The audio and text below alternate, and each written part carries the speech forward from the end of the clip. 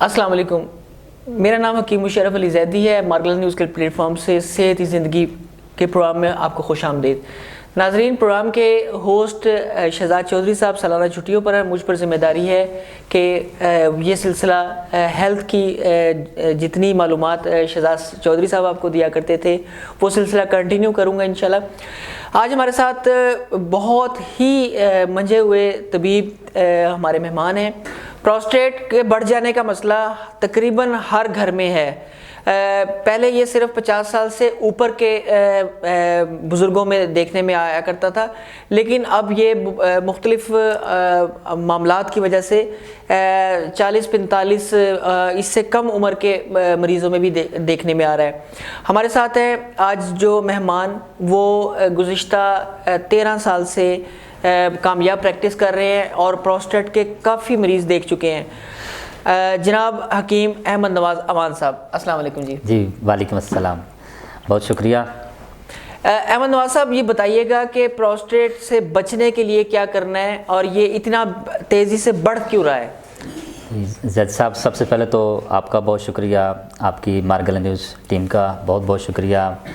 और इसमें जो आपने आज का टॉपिक रखा है बहुत ही अहम है और इस टॉपिक पे जितनी बात की जाए उतनी ही कम है, क्योंकि एक ऐसा प्रॉब्लम है जो कि आजकल अब मैं पिछले काफ़ी अरसे से ये नोट कर रहा हूँ कि मेरे क्लिनिक पे कोई 40 साल के बाद के जो है वो 60 साल तक की उम्र के बहुत ज़्यादा मरीज़ जो है वो रिपोर्ट हो रहे हैं। तो मैं इसके ऊपर काफ़ी सोचो विचार में था कि ये एक ऐसा प्रॉब्लम बहुत ज़्यादा जो कि बढ़ चुका है, इसके ऊपर स्पेशल जो है वो एक कैंपेन होनी चाहिए इस मर्ज़ के जो है वो ख़ात्मे के लिए, इस मर्ज़ को काबू पाने के लिए। देखें जी, हमारा तो स्लोगन है कि दुरुस्त तशख़ीस और मुकम्मल इलाज। बहुत खूब।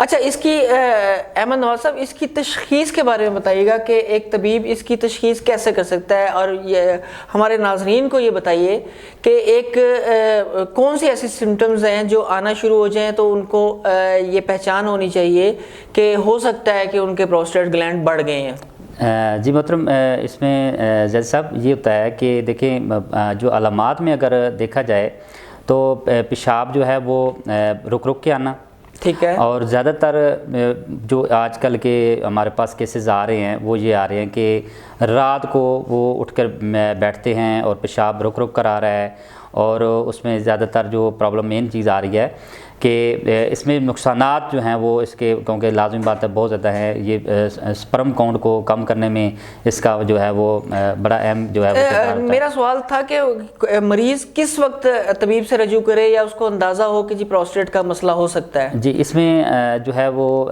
जब उसको इस तरह की एक 40 साल के बाद के देखें ना जी, जो भी मरीज़ अगर उस तरह उनकी इस फीलिंग्स जो हैं वो हो रही हैं कि अगर उनको यहाँ पे कोई जो है वो गिल्टी नुमा फील हो रहा है या कोई बदूद फील हो रहा है, और उसके अलावा जो है अगर उनको पेशाब के मसाइल में प्रॉब्लम आ रहा है और उनको इसमें देखें बहुत सारी चीज़ें, बहुत सारी तब्दीलियाँ आती हैं जिस्म में, तो उनमें जो स्पेशली है वो ये है कि पेशाब में जलन भी बढ़ सकती है, पेशाब ज़्यादा आ सकता है, पेशाब रुक रुक के आ सकता है, और इसके अंदर जो है ये सारी जितनी भी प्रॉब्लम है इसमें आपको बिल्कुल भी इसके ऊपर लेट नहीं करना चाहिए। मर्ज़ की जो है वो तशख़ीस के लिए आपने कोशिश ये करनी है कि फ़ौरी तौर पे आपने अपने एक मुस्तनद मुआलिज से आपने रजू करना है।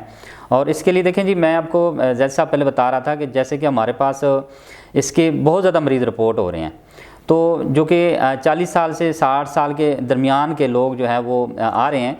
तो ये एक पहले मर्ज़ होता था कि 50 साल से बाद जो है मर्ज़ होता था, 50 साल से पहले के लोग जो हैं वो ज़्यादा रिपोर्ट हो रहे हैं। अच्छा हकीम साहब, हमें हमारे नाजरीन को हम मार्गल न्यूज़ के प्लेटफॉर्म से एजुकेशन भी प्रोवाइड करते हैं, अवेयरनेस भी देते हैं और हम इनको इलाज भी बताते हैं। अगर कोई आपके पास ऐसी चीज़ें हैं जिससे वो हमारे नाजरीन ये वीडियो देखकर इस मूज़ी मर्ज़ से में मुब्तला होने से बच सकें, या अगर इस मूज़ी मर्ज़ में मुब्तला हो गए हैं तो इससे निजात कैसे हासिल कर सकते हैं? तो आम तौर पे जो हमारा मामूली मतलब है वो एक तो जो है हम एक देखें जो इसको आप मकई जो है बोलते हैं, इसको आप सिट्टा कह लें, छली कह लें। जी। तो मकई के जो बाल हैं वो आपने जो है वो ले लेने हैं और उनको तकरीबन कोई आपने 10 मिनट जो है वो उबालना है। कितने उबाल होने चाहिए? उसमें तकरीबन कोई एक तो तोला जो है बालों का ले लें आप, तो उसको आपने 10 मिनट जो है 1 कप 2 कप रख लें बॉयल करने के लिए। उसमें 1 कप जब रह जाता है तो आपने उसको जो है वो पीना है। अच्छा, उसको दिन में आप 2 दफ़ा इस्तेमाल कर सकते हैं। उसमें कुछ शामिल नहीं करना है, सिर्फ बाल? उसमें कोई ज़रूरत नहीं है किसी चीज़ के शामिल करने की, और ये बेहतरीन नुस्खा जो है वो इस्तेमाल हो रहा है। कितनी देर इस्तेमाल करने से इसमें फ़र्क पड़ सकता है? जी इंशाअल्लाह ताला ये इस्तेमाल करने में 1 हफ़्ता जो है ना वो आपने रेगुलर करें तो जल्दी बेहतरी के इम्कानात हैं। तो इसी तरह ये आप कद्दू के बीज लें। अच्छा। और इसके साथ आप खरबूजा के बीज जो है वो भी आप इस्तेमाल कर सकते हैं। इनको भी इसी तरह से आप इसके 1-1 चम्मच जो है वो सुबह शाम आप दूध के साथ इस्तेमाल कर सकते हैं। अच्छा। दूसरा जैसे सब देखें जी, मर्ज़ कोई भी है ना जी, अब जैसे आपने एक प्रोस्टेट का बड़ा अहम नुक्ता उठाया है। एक ऐसा मर्ज़ कोई देखें, हम अद्वियात देते हैं, अद्वियात खून के थ्रू ही पूरे जिस्म में सरायत करती हैं। आप सर के बाल से लेके पाँव के नाखन तक जाएं तो पूरे जिस्म को खून ही जो है वो सप्लाई जो है वो करता है, और पूरे सिस्टम। अब देखें ये आप इस जिगर का भी आपका एक अलग से टॉपिक बन जाएगा, लेकिन असल मकसद जो है वो मर्ज़ की जो तशख़ीस है। तो मर्ज़ की जब तशख़ीस पे हम तरफ जाते हैं तो आपका जिगर भी इसमें बेहतर तरीके से काम करे, आपके गुर्दे बेहतर तरीके से काम करें, आपका अगर पट्ठों के अंदर कोई तब्दीलियाँ आ रही हैं तो उसका भी आपका मुकम्मल इसका तिब्बी मुआयना करा के आप जो है इसका इलाज करवाएं। तो इसमें अब देखें, मैंने आपको अर्ज़ किया कि आपकी जिगर की ख़राबी जो है वो भी इस मर्ज़ की तरफ आपको लेके जा सकती है। आपके गुर्दों की ख़राबी इस मर्ज़ की तरफ लेके जा सकती है। तो अब जैसे इनके अंदर जब फासद मादे, रतूबतें, गलीज़ चिकने मवाद बढ़ते हैं तो इस आप समझ लें कि इन तमाम अमराज से आप जो है वो तब जान छुड़ा सकते हैं जब जिस्म के अंदर इन तमाम जो है उनकी सफाई हो जाएगी। बहुत शुक्रिया जनाब, आपका बहुत बहुत मेहरबानी। आपका बहुत जी नाजरीन, मार्गला न्यूज़ के प्लेटफॉर्म से आज प्रोस्टेट पर हम बात कर रहे थे। हकीम अहमद नवाज़ अवान साहब ने हमें बहुत मुफीद मालूमात फ़राहम की हैं। नाजरीन, अगर आपको इस हवाले से कोई भी सवाल पूछना हो तो आप कमेंट में पूछ सकते हैं, हम अहमद नवाज़ साहब तक भिजवाएंगे।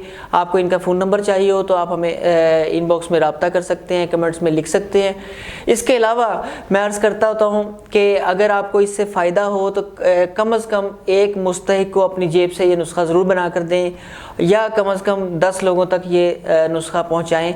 अगले प्रोग्राम में इंशाल्लाह एक नए मेहमान के साथ, नए टॉपिक के साथ आपसे मुलाकात होगी। तब तक के लिए इजाज़त दीजिए। अल्लाह हाफ़िज़।